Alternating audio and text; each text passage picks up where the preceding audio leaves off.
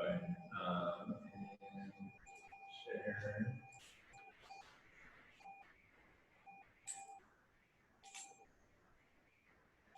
Okay.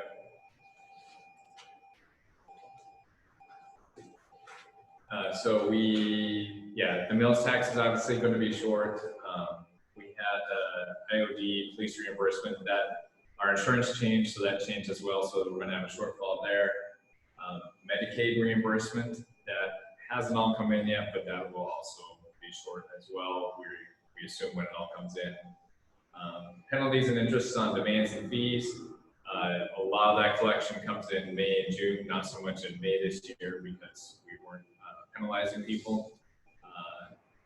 Real estate and personal property at the moment looks okay.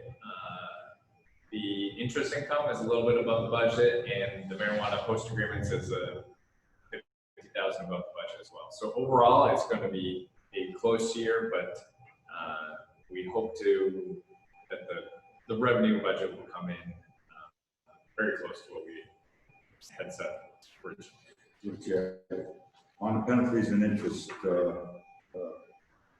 everybody's giving a grace period till I believe August 30th.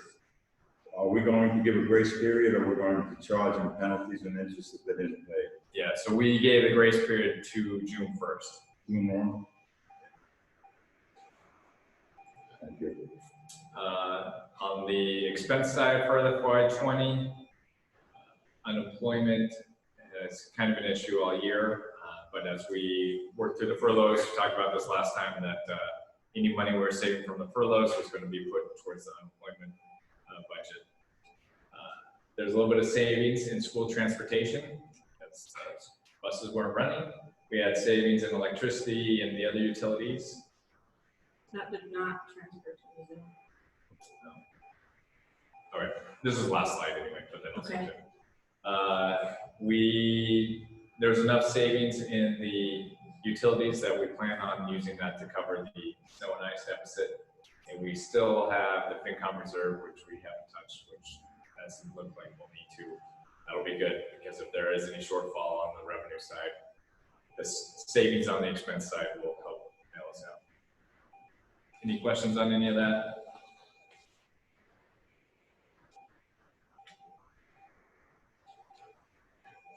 Okay.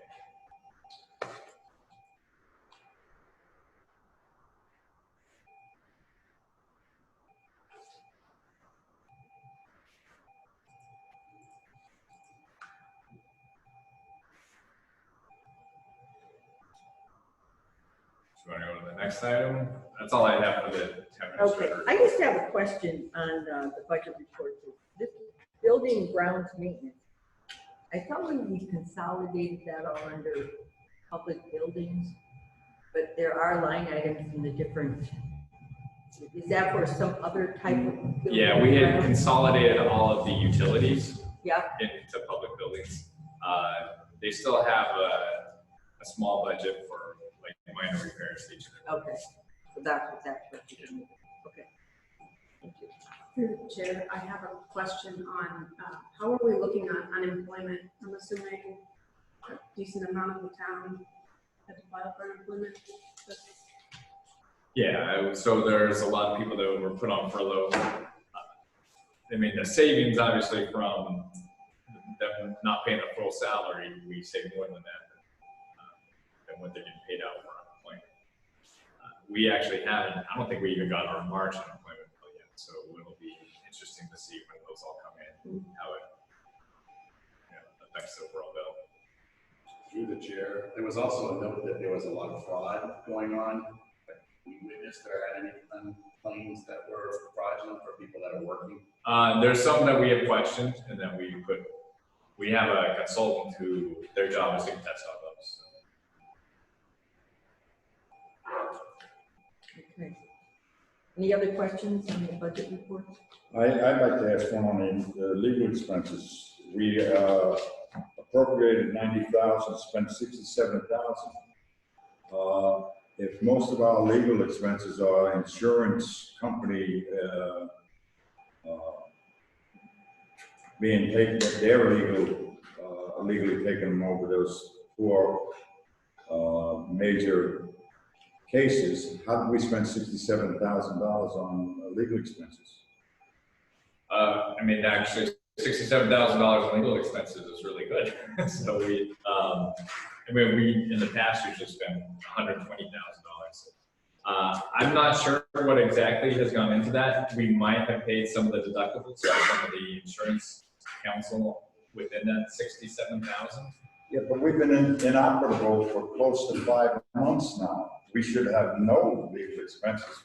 So that would mean that on 6 months out of the year, we spend almost the entire $90,000. Well, it's only been like 2.5 months, and we've still been working. And in fact, we probably could call legal counsel a lot more, dealing with a lot of the issues that have been going on with postponing town meeting, with the furloughs, with lots of other stuff that's happening. Thank you. Okay, moving right along to new business. So this is the public hearing for the FY21 town budget. We need to call it to order. Yeah. So are we actually people? So just call to order, and that needs to be done by roll call vote. Okay, so calling to order the public hearing of the FY21 town budget. In attendance, Jen Finley, Here, present. Matt Fitton, Present. Laura, present, Chris Marson, and Mike Finnemore, Present. and Sarah Sands, Oh yeah. as well as Doug Willitson and Tina. And Monique. And let's not And forget Courtney. Courtney. Yeah. So I'll briefly review the budget at a high level. You had the budget was emailed out to everyone. After I do the high level overview, you're welcome to ask questions. You can turn it around while you're sharing your screen so you can see. I think we want everyone to see Sarah.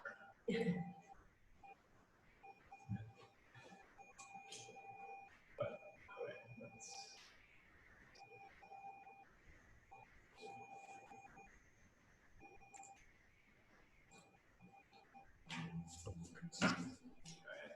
So overall, the FY21 budget has been, I'll say, extremely difficult, but always very fluid, and it's going to keep changing. I want to especially thank Tim and a large part of Mo. They have been wonderful. They've put a lot of time and effort into it, and it keeps changing all the time. So I appreciate how much work they put in and their flexibility with it. So, like, you know, we don't have state aid numbers. We probably won't have until August, maybe even later. Just don't know. Because of that, we are going to take a more conservative approach with the FY21 budget. So what we proposed in March, we reduced that by $1.5 million. And then, you know, when we do get our final state aid numbers, say August or early September, we'll have to change the budget, and that will be officially done at the October town meeting. So, you know, we have heard all sorts of different scenarios when it comes to state aid. The worst case that we've heard is a 20% cut to state aid, which with some of the other revenue sources that we'd have to decrease a little bit, knowing that the economy is going to go south a little bit. We're assuming worst case scenario is a $2.5 million deficit. So we already cut 1.5 million out of it. That leaves $1 million that if it was the worst case, we'd still need to cut somewhere. What we're hoping for is that that doesn't need to happen. And there's a couple of reasons why that might not happen. Maybe the state aid cuts aren't as severe as we are projecting. There is $1.5 million of CARES money that we are hoping will be allowed to be used to offset lost revenue. There is legislation that was recently passed that will allow us to use special revenue for the general fund. We do get a significant amount of money in for the cable charter contract that we have. We're hoping that that could potentially be used to offset some revenue loss. We also have our stabilization fund, we'll cover a little bit later. We're putting almost $1 million into that at this town meeting. So if worst comes to worst, that is available for us to use. And then we can always cut more than the 1.5 million we've already cut. Although any cuts above what we currently are doing would have very significant effects on services. And then one thing we also need to keep in mind is that as we go through all these and we somehow patch together a budget for 21, if we use significant amounts of one-time revenue, those will not be available next year. We'll just be starting in a bigger hole then. So, did someone have a question?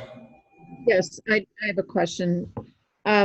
You mentioned, I didn't quite catch what you mentioned. You said, was that the open budget that you said had been reduced and that was now available as potential, a potential source of income or potential source of? Yeah, so the 1.5 million of CARES Act funding, that is money that was handed down from the federal government to the state government, and they divvied that up based on population. Right now, it's only supposed to be used for direct COVID expenses, but there's a legislation in process to change that to allow it to be revenue offset, to offset lost revenue. Okay, got it. To the chair. We're going to give salary increases, and if not, and we all put that off until 2022 budget. So I haven't talked to everybody about that yet. So we are in a process of considering holding on some of them. We do have contractual obligations with all of our unions. If the situation gets worse, then definitely that is something we have to address. Even with the contractual obligations, we at one time, many years ago, had the employees agree to it, and we paid them over a longer period of time. We can do the same thing now because everybody's applying with this virus, and we don't even know.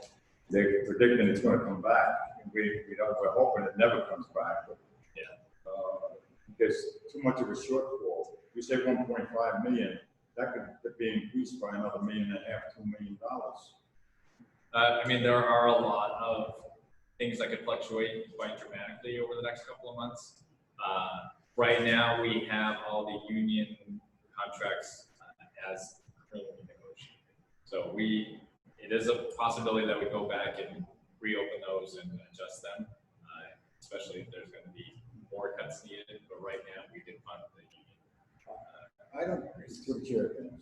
I don't think we have to reopen the contracts if we can get them to agree to hold off for 1 year, and things will be better, and we can then give them one-third in the course of the second year. But as you just said, if they agree, which is a renegotiation of the contract, so we have to negotiate it, and they would have to agree.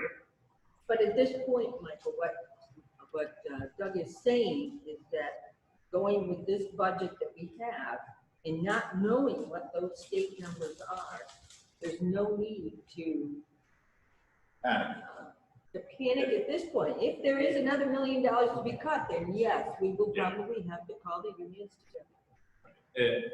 And Tim brought up a very good point. Like, we don't not want to create panic or upset people within our dedicated employees either. So that's why I say if we can agree and maintain the workforce we have, and at the present salary that they have, I don't see why anybody would object to it. That's certainly an option that we have talked about and are very willing to do. At this point, that number isn't out there yet. So Tim and I were talking earlier, and it's like, well, this is really the only slide that matters in our whole budget presentation tonight, because depending on how the revenue situation comes or goes, our expense side of the budget is going to have to change dramatically. Hopefully, to the better, but we don't know yet. But with that said, I will briefly go over what we have on the municipal budget. So it's roughly 9 million. Questions? So for the sake of the recording, I think you need to share your desktop instead of the application because we're still stuck on the FY21 budget slide.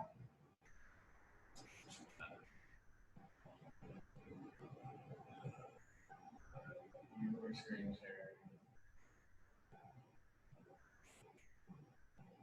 Okay, so if I go to share this one, share that.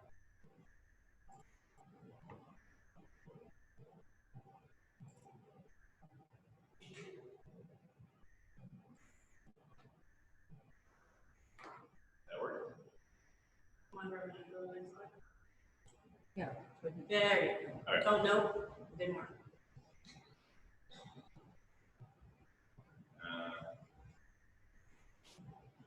You run the revenue one? This one shows, but when I switch to the next one, it doesn't switch with it. Correct. So it's not picking up your slide presentation. The Zoom isn't. It's really weird. Done that before. All right, well, I don't want to stop share and then reshare. Yeah. All these. So there aren't that many slides, so I'll just talk through them. And sorry for you guys who won't be able to see it very well. If you leave it like that, that picks up in that view. Oh, okay, I'll do it that way then. All right, so we have a $48.9 million budget. Sorry, that is not a 4.6 increase. I didn't change that. So ignore that. But the school department budget currently will be almost $7 million. That's a decrease of $132,000 or 0.6%. That's about $950,000 less than their original request. The town budget, which includes all the shared costs, is $27.2 million, which is $386,000 or 0.5% increase. On the town budget, what I did here is anything that was over $50,000. I just brought out so we could talk about it. We're reducing the utilities by $71,000. So, as you know, we switched all the streetlights to LEDs. When we did that, there was some electricity savings there, but also we were able to switch the net metering credits that were going to the streetlights to our other electricity accounts. So there was a savings there, and we just have been turning lights off a little bit more, I suppose. But there was a significant amount of savings on the FY20 utilities, so we have reflected that in this budget proposal. The police officer salaries went up significantly. This was one, we renegotiated the contract, but also the FY20 budget was artificially low because we had people that were retiring and those weren't backfilled into the budget amount. So it looks larger than the increase really is. School transportation is the school busing contracts, which is very much subject to a lot of change. See how that goes. The Bay Path assessment, our portion of the school went down $85,000. So that was one of the good numbers this year. Pension assessment went up $230,000. Health insurance about $300,000. OPEB, which we had last year funded at $100,000, we reduced down to just $10,000 this year. If you recall, last October, we had put aside some of the new state aid money that we had received, and we used that to pay off a deficit that was within our Chapter 90 fund. So we are not doing that again this year, so that shows us the savings. Our state assessments went up $240,000 this year, and we talked about the school budget is going down $132,000. So those are 20. From 20, yep. So those are the major budget changes. Any significant concerns, questions you have on those? Would sorry for the chair, would the transportation be reduced at all because we haven't had the busing for a couple of months? So that was in the 20 budget, there was a little bit of savings. But depending on what happens next year, if there are, half-day school and you got to bus kids twice, that $1.8 million budget could easily double.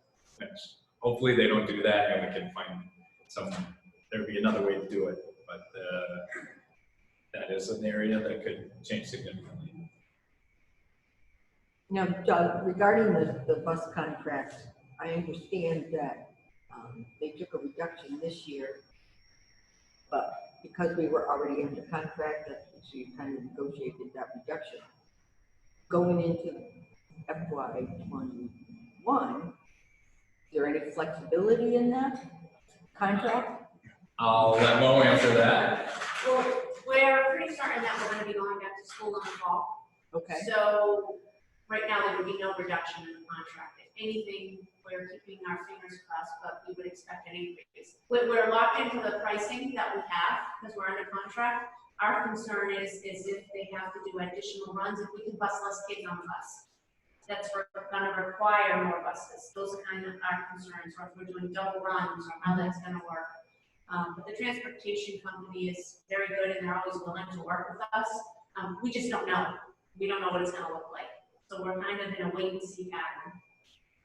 Well, what I'm saying, is there any flexibility with them if school gets, homeschooled for a while? Like if we have another resurgence next winter or something? We would talk to him.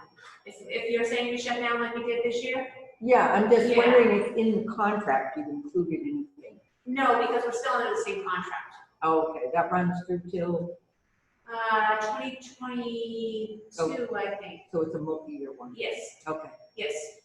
thank you, Mom. You're welcome. Madam Chairman, Enrollment, when is your period up for the September enrollment, or August enrollment? And is there an increase in the enrollment because we're a transit community? So are you talking for our chapter 70? Are you talking? Now, I'm talking about overall enrollment, not just chapter 7, overall enrollment. Is it up? Is it down? Oh, where are we at? We're pretty the same. We're transient, but usually when we lose, we take in. So we're just currently under 1,900, I believe, in enrollment for the district. Jen, you have a question? I think it was Matt. Matt? yes, I do. Hi, Mo. I can't see you, but Hi, Matt. I hope you're having a good day. If we end up going into this where there's double sessions or anything like that, would it be in the school's authority to maybe figure out locations in town so that we're not busing 1 or 2 people from the Lakeside area versus 1 or 2 people on the School Street area? So we're required to bus over 1.5 miles, or actually the state law is over 2 miles. Webster does over 1.5 miles, and we bus everybody in our elementary school. So are you asking me, are we mandated to do that, or? I'm wondering if we could plan, if it's a split session, geography, using geography versus just sending people out or not. Oh, I see what you're saying. So we have to split enrollment, or that's a possibility. We don't know what the state's going to dictate yet, or how that's going to work.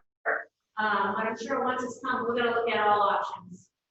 I've heard a lot of talk from different communities, just trying to guess what's going to happen.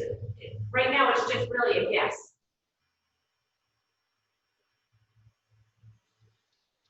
Thank you. I really just am reluctant to say, just because any parents out in the community, I don't want them to think that it's actually something based on fact, where it's just all hearsay at this point. So I just don't want to concern parents when we really don't know what they're going to ask us.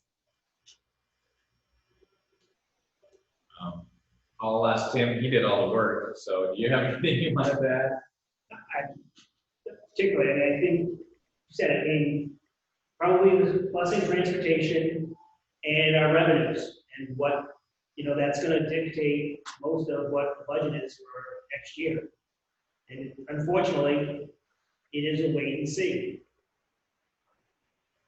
Now, what are the implications if we do not have town meeting? That's not an option. Well, if town meeting is not held due to COVID reasons, we have already had our monthly budget for July accepted by the Division of Local Services. And we would then just submit monthly budgets until we had town meeting.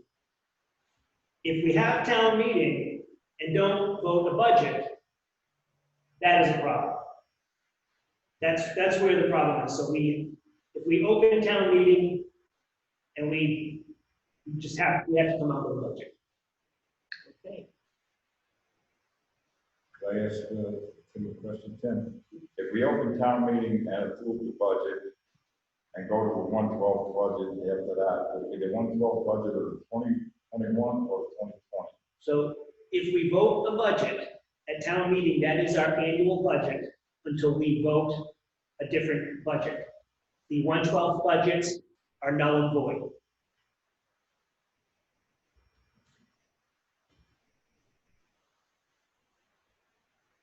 Okay. Madam Chairman, Matt? thanks. Why aren't we going to the 112 budget, Tim? You might have explained that, but you're kind of broken up. So as a precaution, we had the selectmen approve a 112 budget for the months of July, August, and September. And July has been submitted and accepted by the Division of Local Services. That was done because if we don't have town meeting, then we would not be able to operate come July 1 legally. So if for some reason we can't have the meeting and it's called because of COVID, then we are all set for the month of July, and we would then submit monthly budgets until needed, or until the annual budget is passed. Assuming we're going to pass the annual budget at the meeting, the town meeting, then we don't need the 112 budgets. But it was done out of precaution, and at the recommendation of the Department of Local Service, Division of Local Services, our auditor.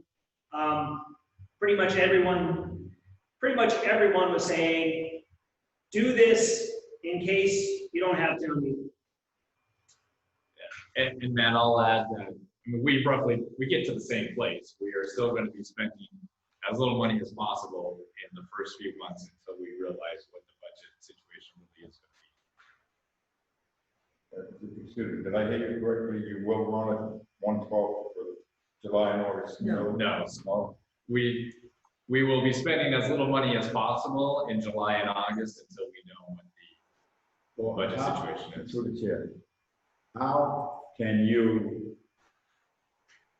face the taxpayers at an annual town meeting when you don't have a revenue projection correct, or at least a fairly decent revenue projection? And what happens if that revenue projection that you're anticipating falls way short, and you have to decrease it in October, and you've spent some of that money in July, August, and September? Yeah, go ahead.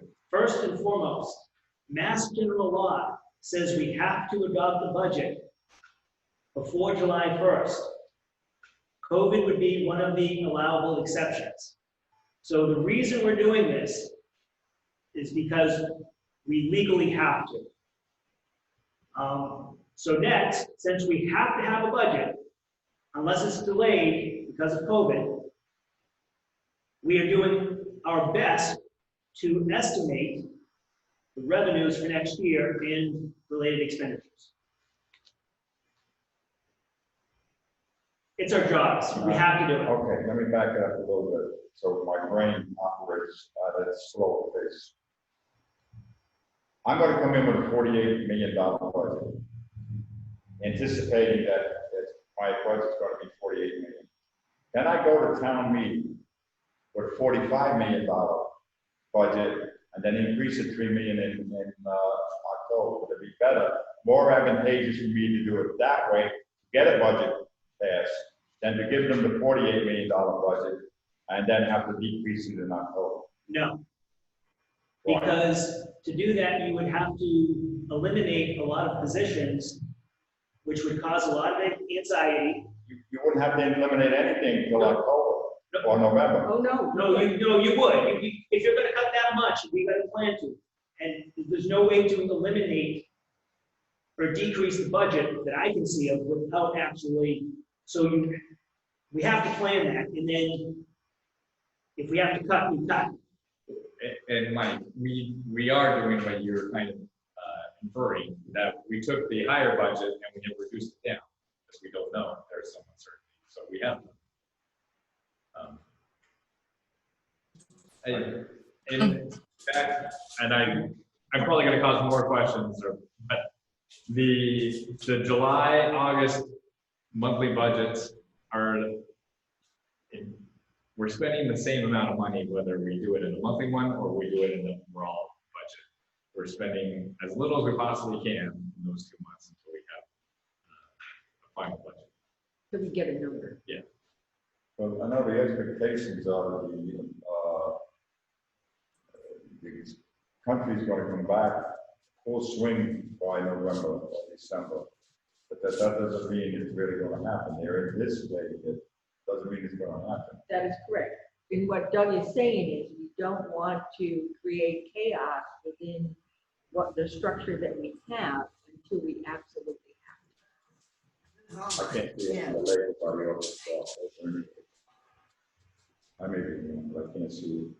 Well, kind of like what you said, the longer we go into the year, the deeper the cuts have to be later on. And we know that. And we have contingencies in place. I'd hate to have town personnel feeling a little bit comfortable that they have their jobs and they're getting their $100 a week now, and then in October tell them, oh, look, you know, we had to cut, so we're going to cut 30% of the workforce. That is not unique to Webster. That is every business in the entire country.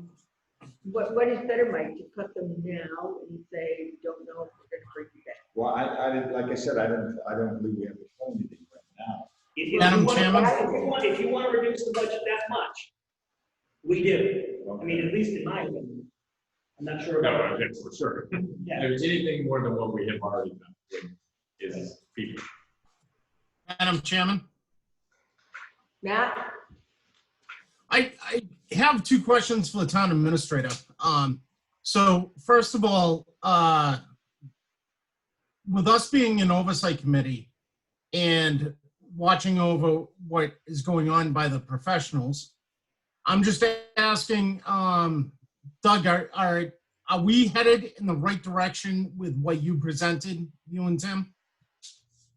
Yeah, I think we're following what the Department of Revenue, Division of Local Services, our auditor, what other communities have been doing, but we're following the same plan. I think, and ultimately we'll end up better off than most of the communities because we planned it this way, and we have a contingency in case things get worse. Second question.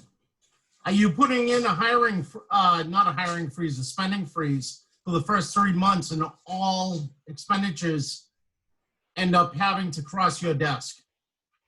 So all discretionary spending will be limited.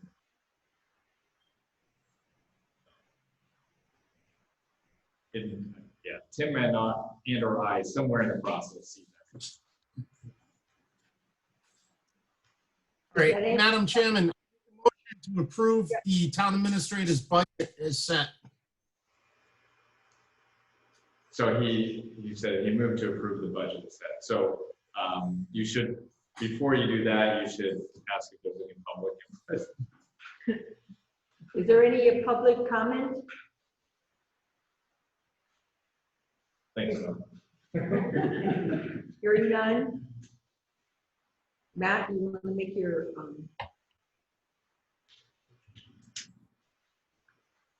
motion? Sure.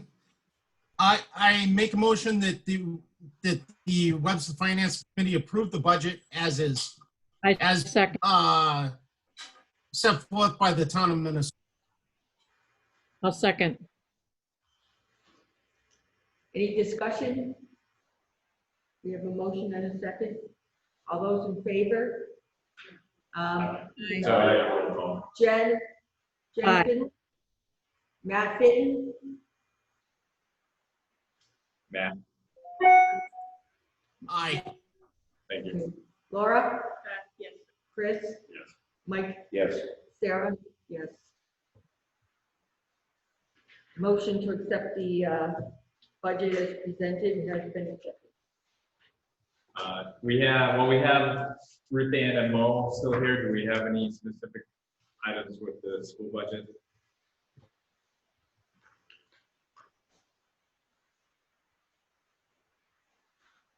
Okay. Thanks, Ruth Ann. Very welcome. Well, we will make you stick around unless you want to.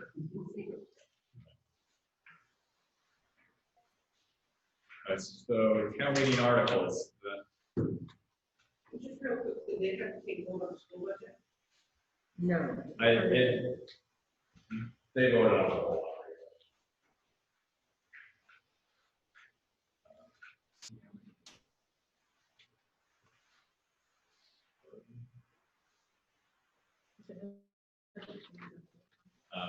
No, that's it.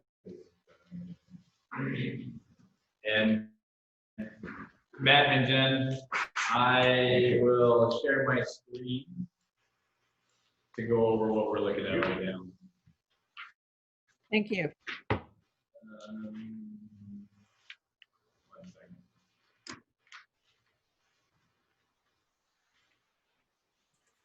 So Madam Chair, Yes, Matt?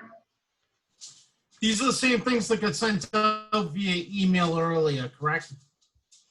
So what I just handed out was a town meeting guide to go over the special and town meeting warrants. If you have the article, if you have the warrants for the special and annual, that is kind of what we're going over. I did add a few notes on this guide. I don't know how I'm gonna, So you don't have the notes from the guide? but I'll just, Can you share your desktop? This may be different because it's not gonna go into the view from your PowerPoint. yeah. So it won't let me minimize it. Fine. The recording meeting, and I don't have.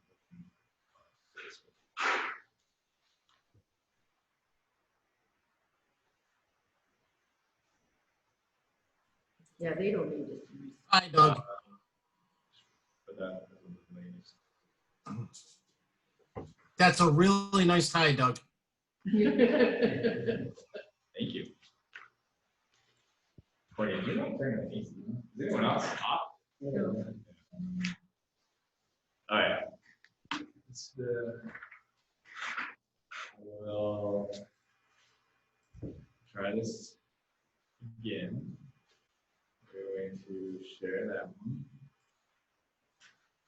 Okay, this.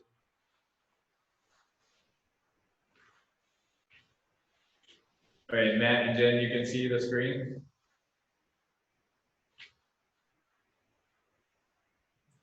Yes.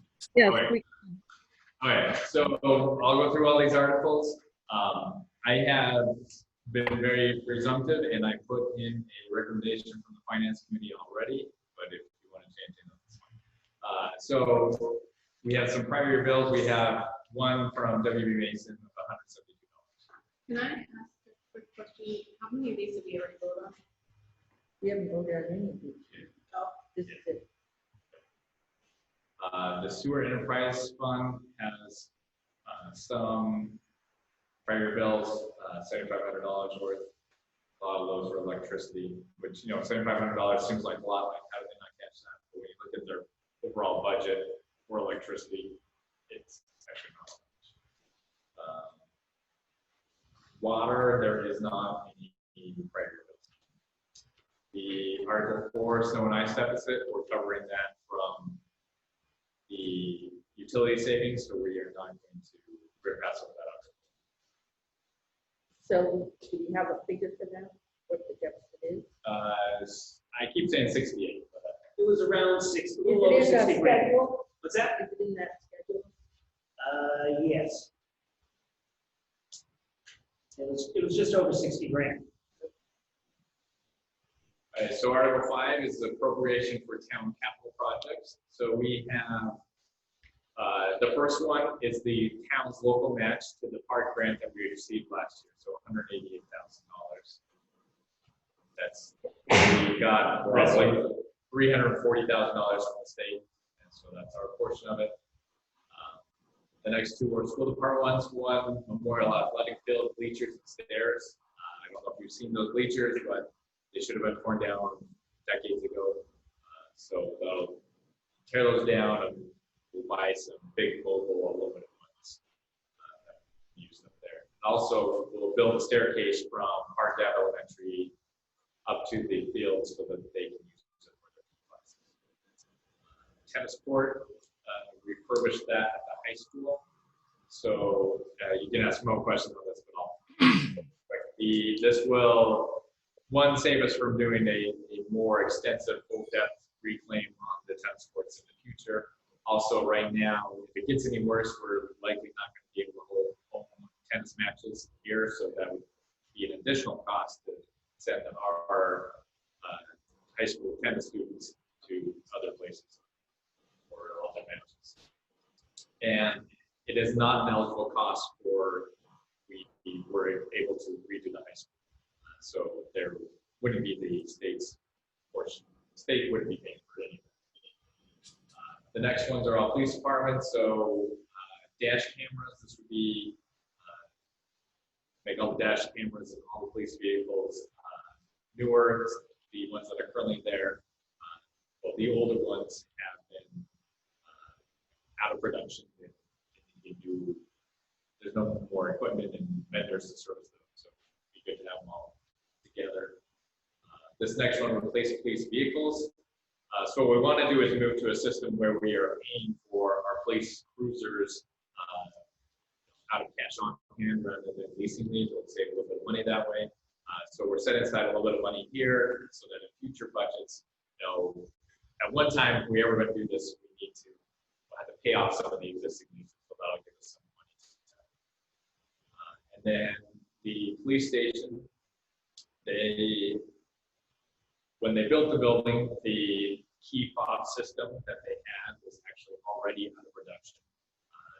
Don't know how it actually got put into the building, but it shouldn't have. So for the past 6 years, they've been trying to deal with it, and they can't get the equipment pieces or whatever to replace what's there. So this would be for a whole new system. Pretty serious stuff that need to make sure that evidence rooms and things are locked appropriately. So that's a big deal. Madam Chairman, Yes, ma'am? I was just wondering, could Laura and Jennifer mute their mics? What? So Laura's computer is the one picking up all the sound. Is it hard to hear me, Matt? Yes. Yeah, mine's the only one that's picking up any sound in here. I could stop mumbling too. Just curious, while we're waiting, what's the rate that they're replacing police vehicles, like 1 a year or? It's usually 2 a year. Sometimes it's up to 3 a year. Matt, is it any better? Can you hear me now?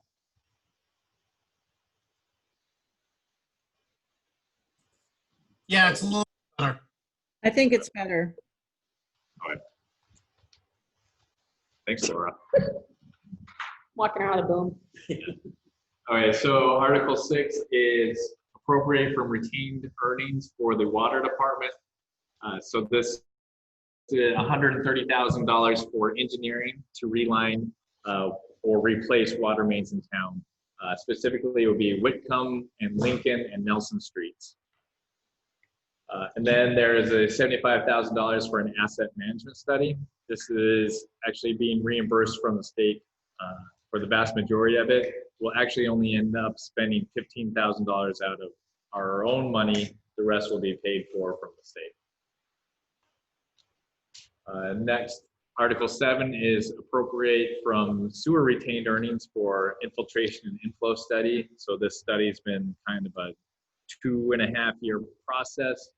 This is the final stage where they're doing the closed caption television through all the sewer mains. Article 8 is to adjust the cable pay access budget, just move a little bit of money from expenses to the salaries. So that is the special town meeting. Maybe we can cover that, see if there's any questions, and if not, you can make recommendations on the special.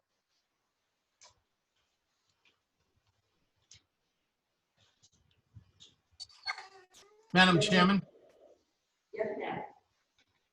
I would like to make a motion to take all of the Article 1. administrators.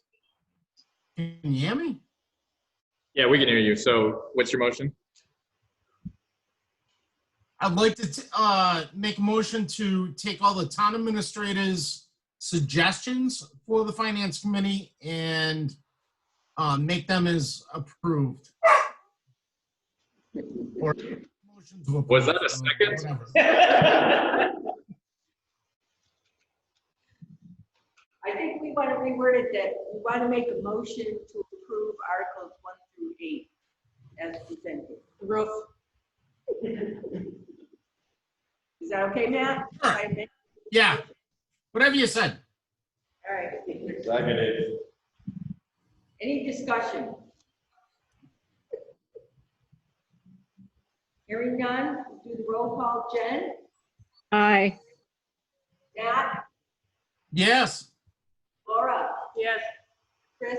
Yes. Mike? Yes. Sarah? Yes. Okay, we'll move on to the annual town meeting. So Article 1 is just for any report, so the Finance Committee or Board of Selectmen. There's no specific report.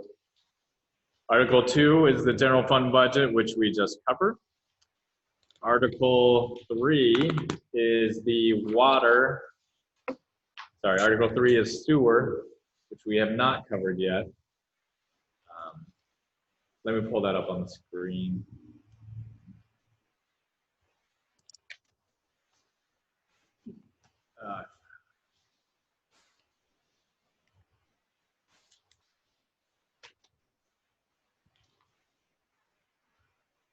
I had all these open.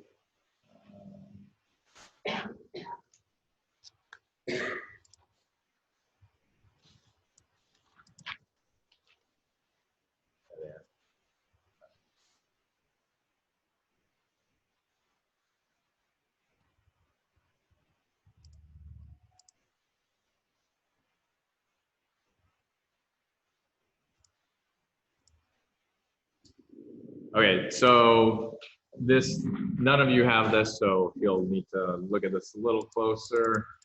I will make it bigger. So this is the sewer.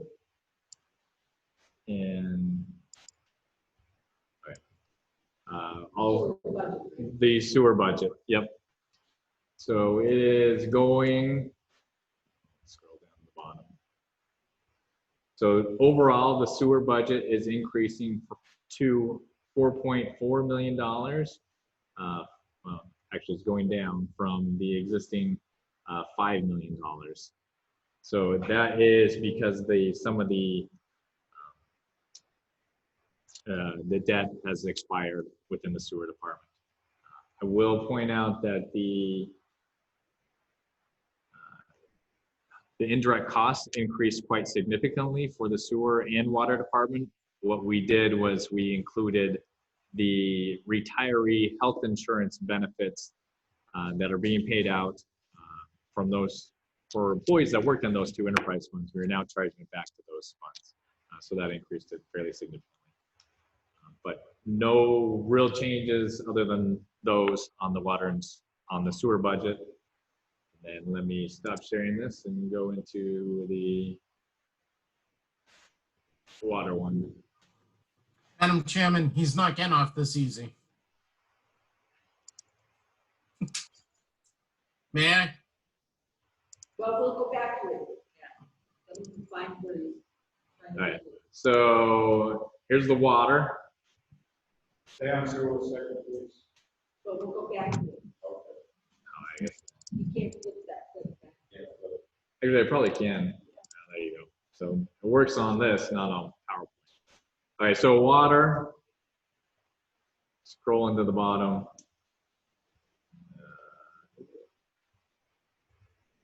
So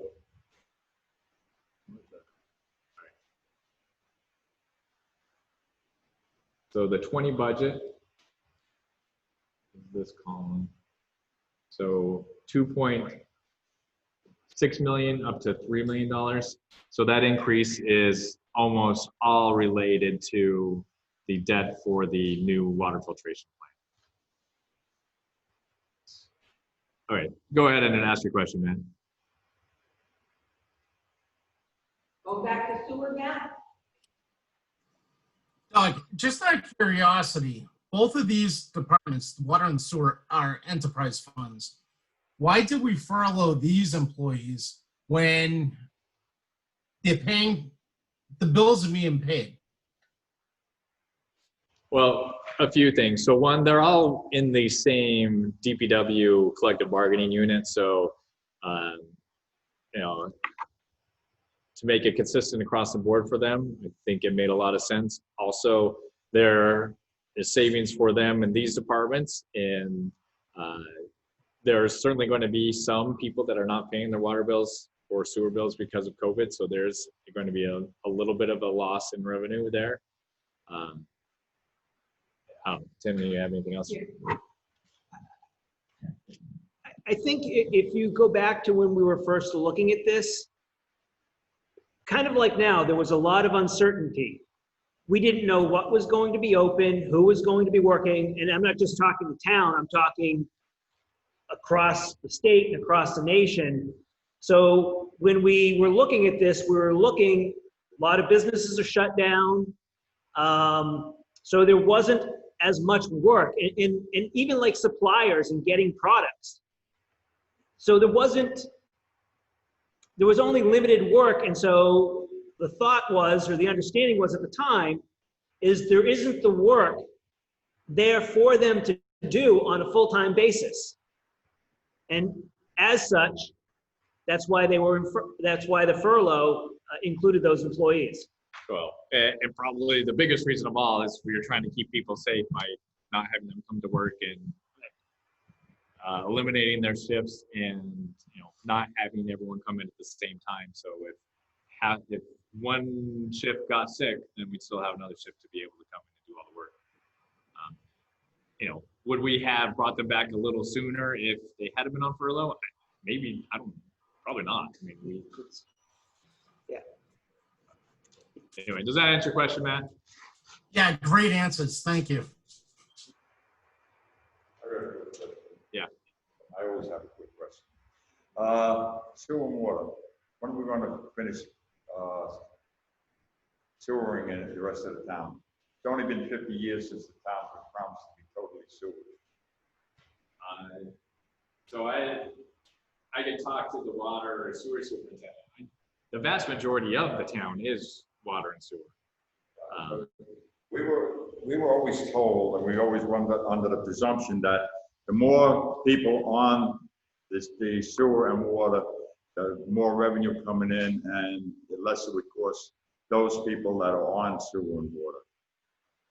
So I'll give you a good answer. When it is financially a good return on investment to water or sewer the rest of the town, that's what we'll do.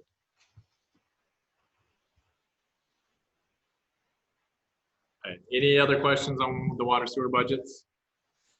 We need to vote these. If you vote to recommend the articles, that would be good. So moved. Yeah, Matt, let's just, we'll do all the articles and you can recommend those all together. All right, Good. sounds good. Just trying to get this done. Thank you for that. All right. And sorry, I will share this one now. All right, so we are on Article 5, short-term borrowings. So this is a standard article that we do every year, that if we need to borrow for the short term to cover cash flow issues or anything like that, we have the authority to do that. Article 6 is an appropriation to the stabilization fund. So as you recall, we, well, Tim did a great job, got our free cash certified, like the highest probably ever, like 1.4 million. So we spent roughly $400,000 in capital projects in the special town meeting. So almost all the rest is going to the stabilization fund, $978,000.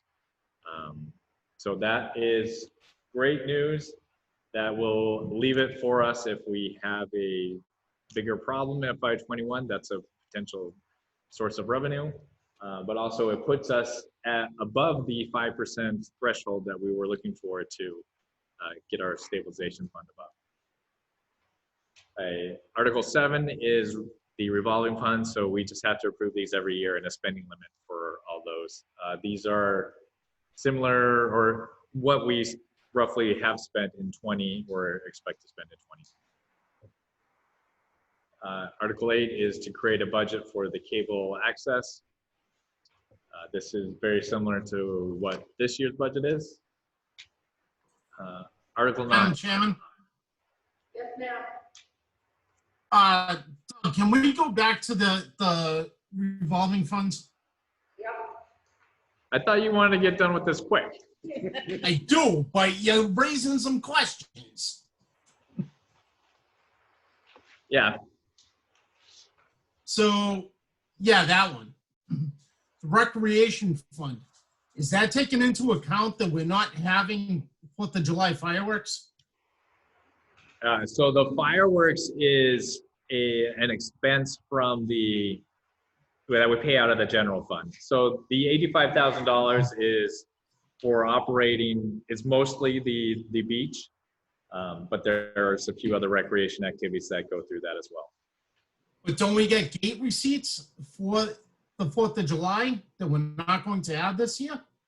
So the spending limit is like the limit, we can never go over that. But also, like you're Okay. kind of inferring, is if we don't get the revenue in, we also can't spend it. So if this year we get less revenue in, one, because people are concerned about going out, or we don't have the fireworks, so that's less revenue. Yeah, we won't be able to spend what we don't get in that fund. Matt, if I may, so Yes. Recreation Revolving Fund, if I recall, at the end of May, had around $120,000 in it. So even if it doesn't take in all of its receipts this year, it does have the money or the funding available to meet the $85,000 of expenditures if so needed. Okay. But we've also had a lot of things canceled, correct?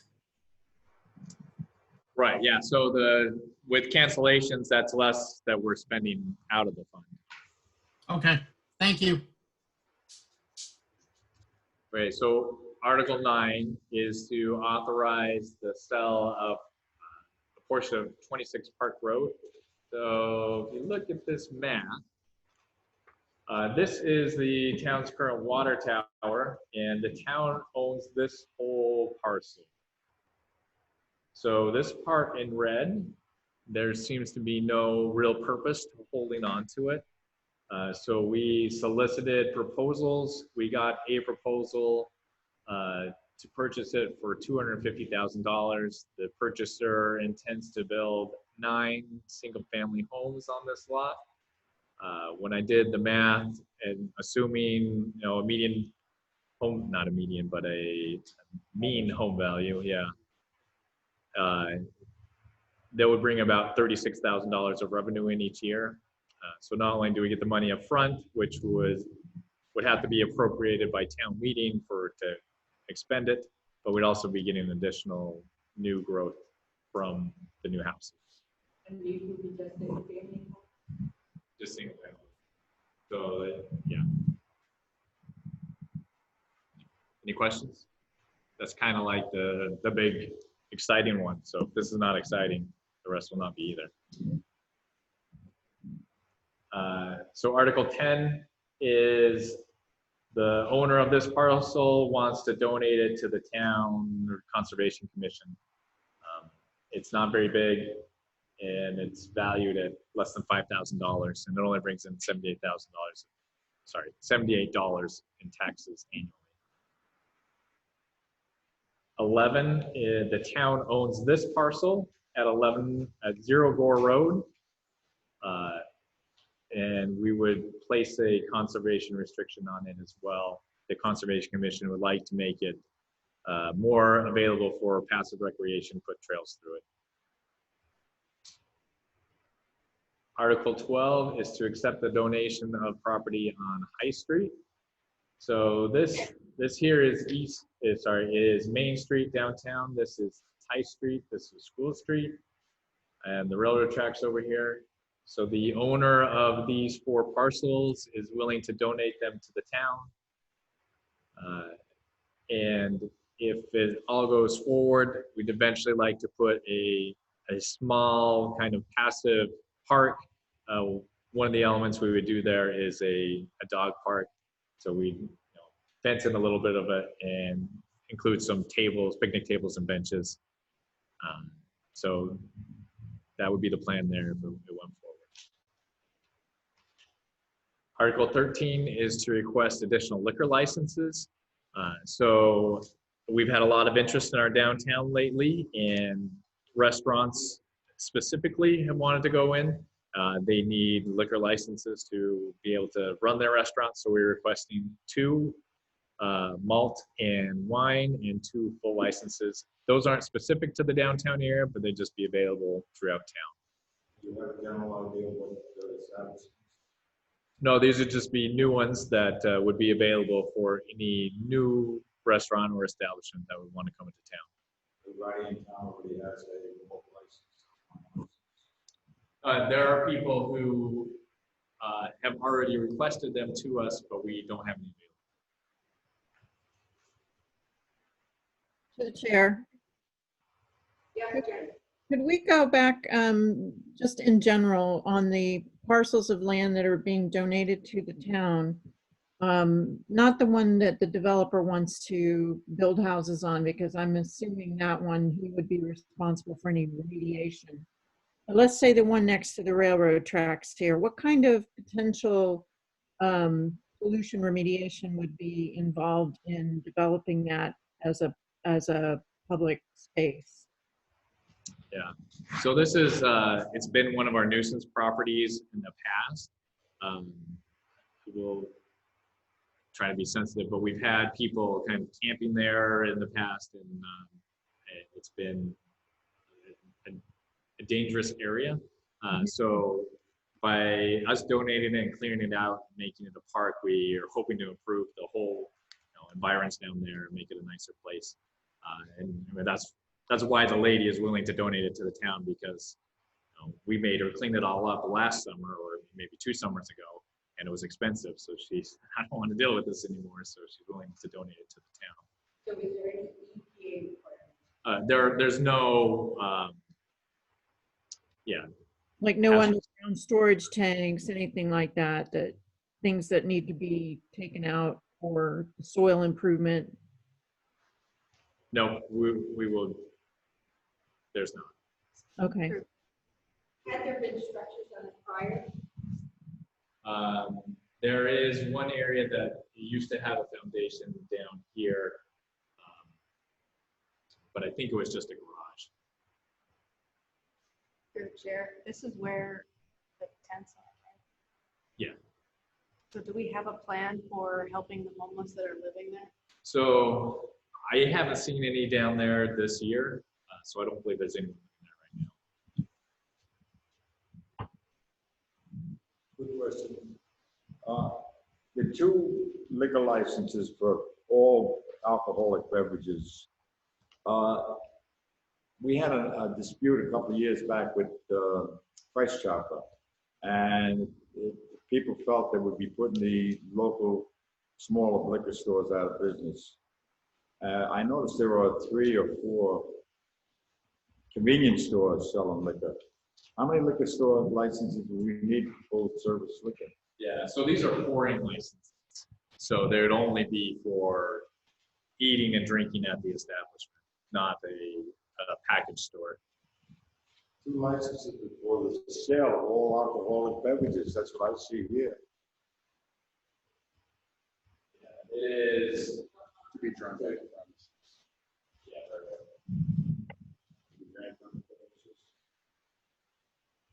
Yeah.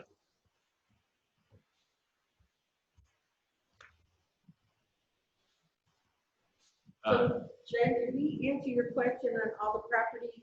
The one on 0, Yeah, the other parcel that the conservation, the lady wants to have the conservation, it has never had anything built on it. It's a swamp.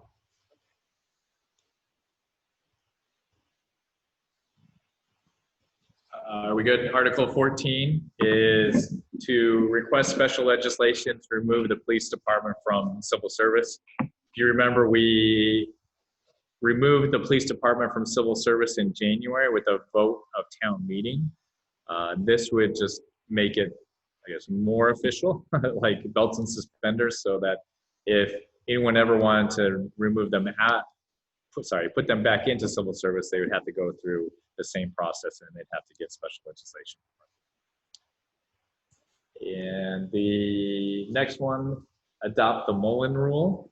The Molen rule will allow someone who missed a portion of a public hearing, say a planning board or conservation, if one of the board members missed a meeting, they could vote on the final product if they went back and reviewed the minutes of the meeting that they missed.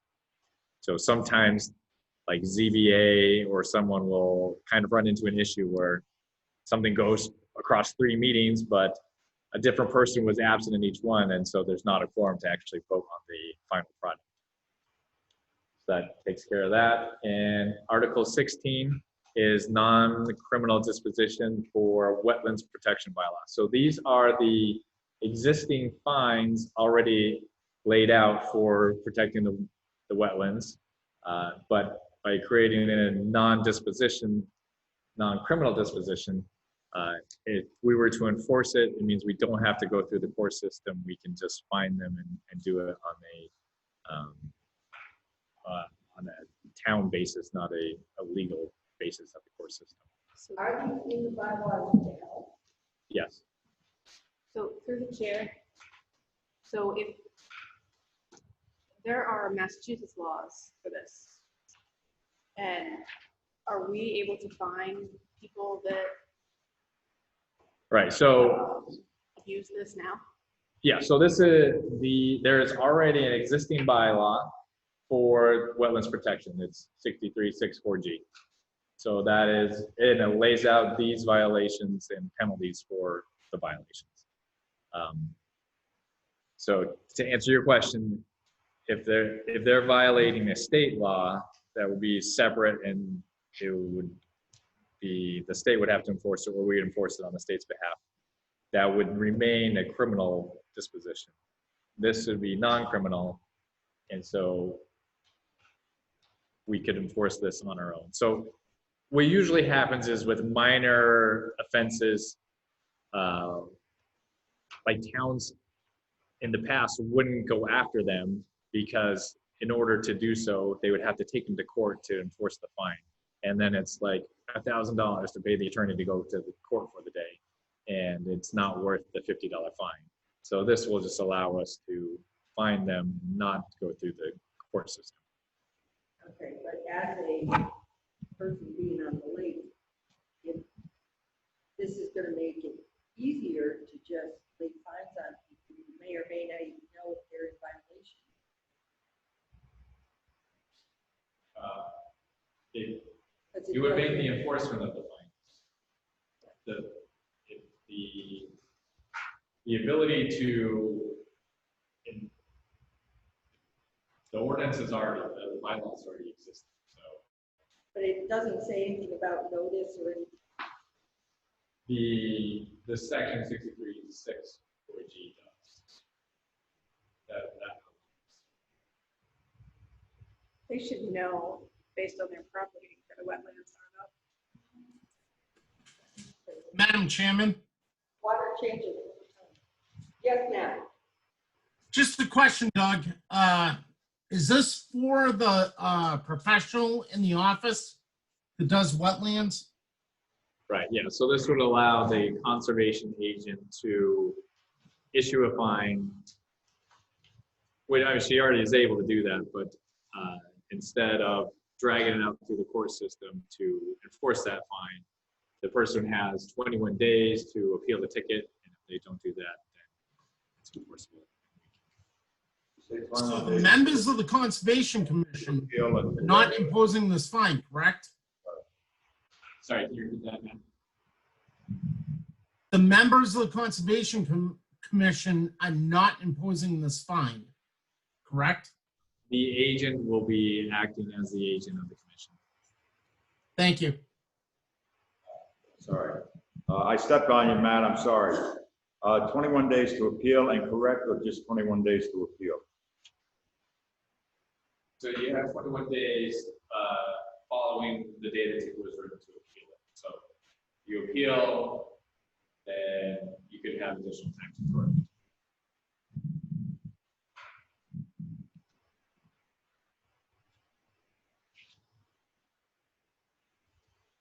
All right, that's all of the articles. Any other questions?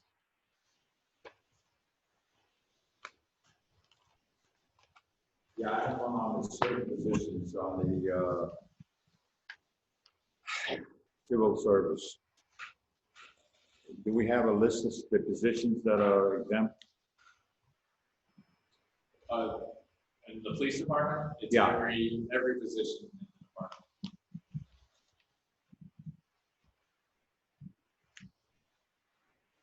Which Says here an act exempting certain positions in the police department of the town of Webster from the civil service law. So you're gonna do every position. So right now, every position already is not in civil service. So the way it works is if you're already a civil service member, you stay civil service until you're promoted or you retire. So all those who are currently part of the system, they will keep their civil service. So more or less it will affect only the. Yeah, right. Thank you.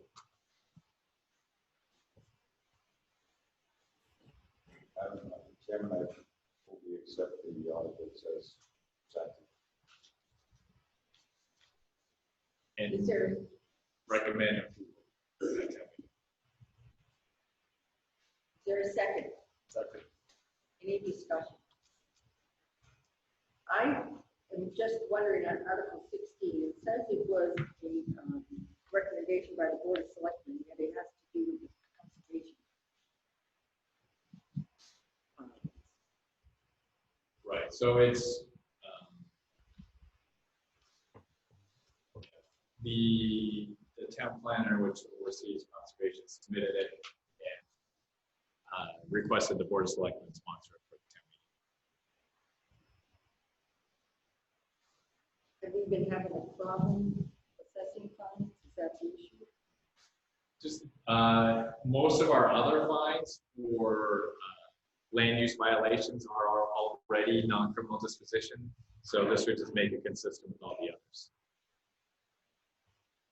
Well, just, the conservation, it's been a little bit at odds with focus on the rate. It's just a little touch. I understand.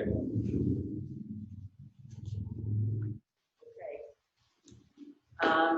We take a roll call on this. Jen? I vote yes. Matt? Yes. Laura? Yes.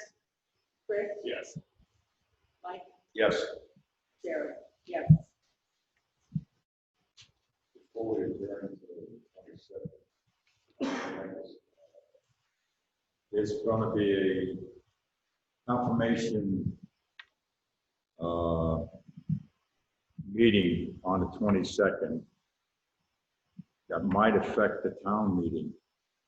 Confirmation to be held at St. Louis, and they're gonna have the confirmation, all the sponsors and children at the church on the 22nd. Might conflict with the town meeting. You may not get a quorum. I'll hand out lollipops to try to get people to come. We'll do what we can to make sure we have it for them. No way you can call St. Louis and have them move it to the 23rd? I'm sure the priest would be very happy to hear from you. That's the issue.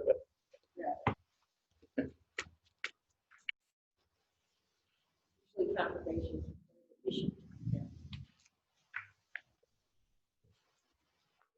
So, we've approved Articles 1 through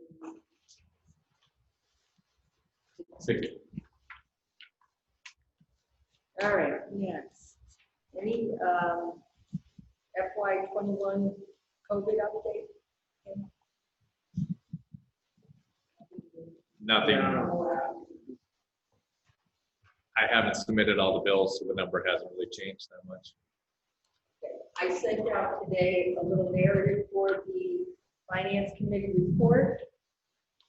If anybody has any additions, Jen's gonna modify it for our recommendations today. And Tim has done the schedule that we have presented in prior years. And I think these are all ready to go, right, Tim? Not expecting any changes. Is there a capital project planning update? Are all capital projects on hold? Yeah, so we covered the capital projects were approved at the town meeting. That's pretty much all the projects for now. We'll reassess if, depending on state aid and what happens. And maybe other projects are approved at a later date, but I see any. School building update, Jen, do you have any info or has there been any meetings? Actually, Get away from the source. Mo is here. Right. so Doug was going to, copy me on emails going back and forth, and I haven't seen any, so I don't know exactly where we stand. All right, well, Mo's here, she's gonna update us. We haven't had any building meetings, but doesn't mean it's not active. We advertised for the RFS, requested services for our women's project manager. That was advertised on June 3rd. We held an informational meeting on June 10th at the high school, and proposals need to be submitted by June 17th at 2 p.m.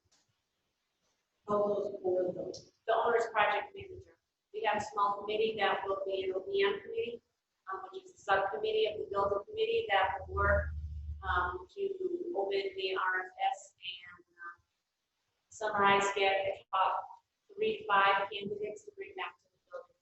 We had 31 requests for RFS, and I believe there were 18 people who showed up to the informational. Wow. It was very well attended, and there was some excitement about the project. Jen, you have any questions? Well, I didn't catch all of that, but I do plan to try to attend, or at least remotely attend if that's a possibility. Anything that's happening in the future in terms of a public meeting. Yep. We'll do a better job. When I say will, I mean I will, including you on the next meeting notification. All right, well, thank you.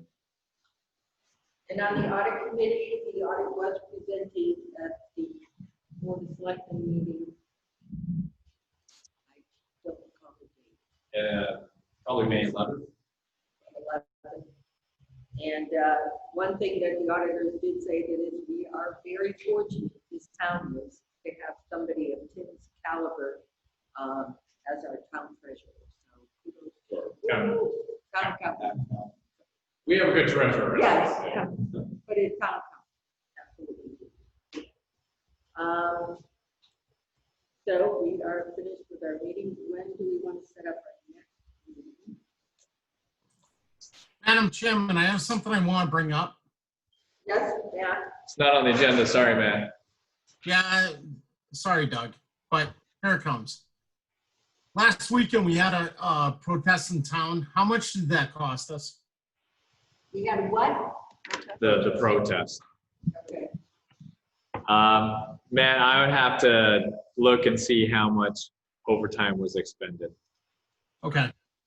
Did we pay for the outside police? No, so it was, we will be willing to serve as backup for their protest. And so you scratch my back, I'll scratch yours. That is fantastic, Doug. The other thing I'd like to do, Madam Chairman, I'd like to make a motion. Can you say that again?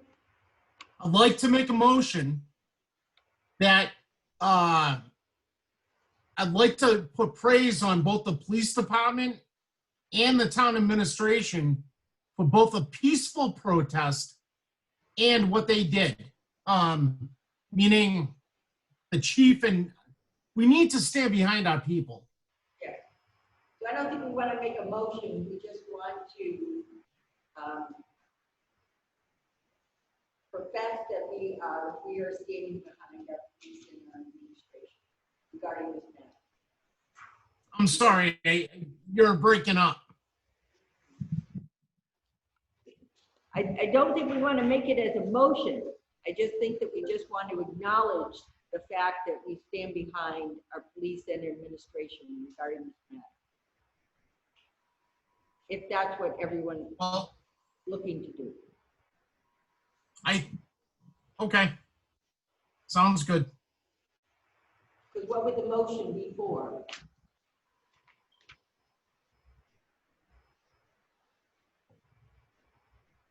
Are there any Okay. town accolades for just the successful, peaceful, I mean, by our citizens too? I mean, everyone was fantastic that day. And it really, yeah, an acknowledgement. It really showed some solidarity in a very tense situation. Looks like we're gonna need to end quickly. Okay. There's no time on the special on the annual town meeting. It starts at 6:30. So, Already on special. Do we need to have a meeting prior to? Do you expect any changes? I would call him just in case, but I don't expect. All right, so we will plan on meeting on the 22nd at 6.